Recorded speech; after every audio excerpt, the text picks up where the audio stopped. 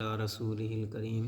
اما بعد فاعوذ باللہ من الشیطان الرجیم بسم اللہ الرحمن الرحیم۔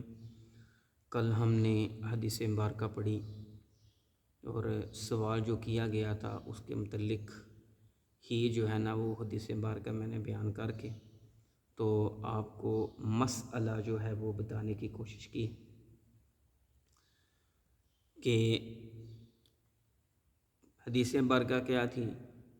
کہ جو شخص خود سوال پوچھنے سے شرماتا ہے تو کیا وہ دوسرے شخص کو کہہ سکتا ہے کہ تم میری طرف سے یہ سوال پوچھو؟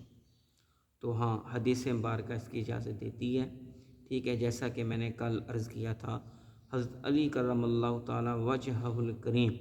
ٹھیک ہے، جو مسئلہ پوچھا گیا تھا اس کا بھی اس کے اندر ذکر ہے کہ آپ نے حضرت مقداد رضی اللہ تعالی عنہ کو فرمایا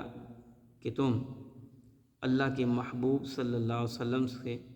مضی کے متعلق پوچھو کہ آیا کہ مضی کے خارج ہونے سے غسل فرض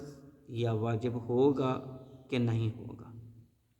تو اللہ کے محبوب صلی اللہ علیہ وسلم نے فرمایا کہ مضی کے نکلنے سے غسل واجب یا فرض نہیں ہوگا، بلکہ وضو کر لینا ہی کافی ہے۔ یعنی کہ وہ وضو کرے گا، اگرچہ اس کا وضو ہے لیکن جیسے ہی مضی نکلے گی، ٹھیک ہے، خارج ہوتی ہے، ٹھیک ہے، تو اس سے جو ہے وہ غسل فرض نہیں ہوگا اور نہ ہی واجب ہوگا، بلکہ وضو کر لینا ہی کافی ہے۔ تو آئیے آگے والی حدیث مبارکہ جو ہے وہ پڑھتے ہیں۔ جس نے سائل کو اس کے سوال سے زیادہ بتایا، یعنی کہ اگر کوئی بندہ سوال کرتا ہے، کوئی مسئلہ پوچھتا ہے،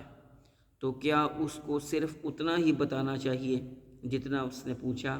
یا مسئلے کو جو ہے وہ کھل کر بیان کرنا چاہیے؟ تو حدیث مبارکہ کے متعلق جو ہے نا وہ یہ ہے، حدیث مبارکہ ہمیں یہ بتاتی ہے کہ اگر کوئی مسئلہ پوچھتا ہے، ٹھیک ہے، تو اگر وہ مسئلہ اس کے سوال میں حل ہو جاتا ہے تو اس کو بتا دینا چاہیے وہیں تک، اور اگر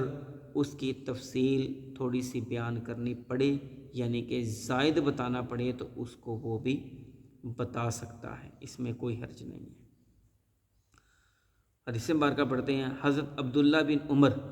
رضی اللہ تعالیٰ عنہ فرماتے ہیں، ایک مرد نے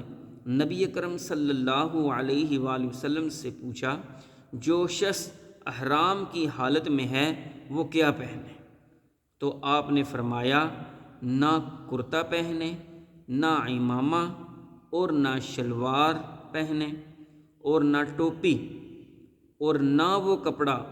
جو زرد رنگ کی گھاس اور زعفران سے رنگا ہوا ہو، اور اگر جوتا نہ ملے تو موزے ٹخنوں سے نیچے تک کاٹ کر پہن لے۔ یعنی کہ اللہ کے محبوب صلی اللہ علیہ وسلم نے جس شخص نے احرام کے متعلق سوال کیا تھا کہ احرام جو ہے اس کی احرام کی حالت میں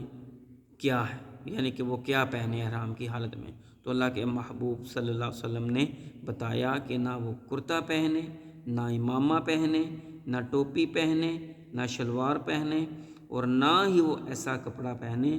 جو زرد رنگ کی گھاس یا زعفران سے رنگا ہوا ہو، اور اگر جوتا نہ ملے تو موزے جو ہیں وہ ٹخنوں تک کاٹ کر وہ پہن سکتا ہے، یعنی کہ ٹخنوں سے اوپر جو ہے نا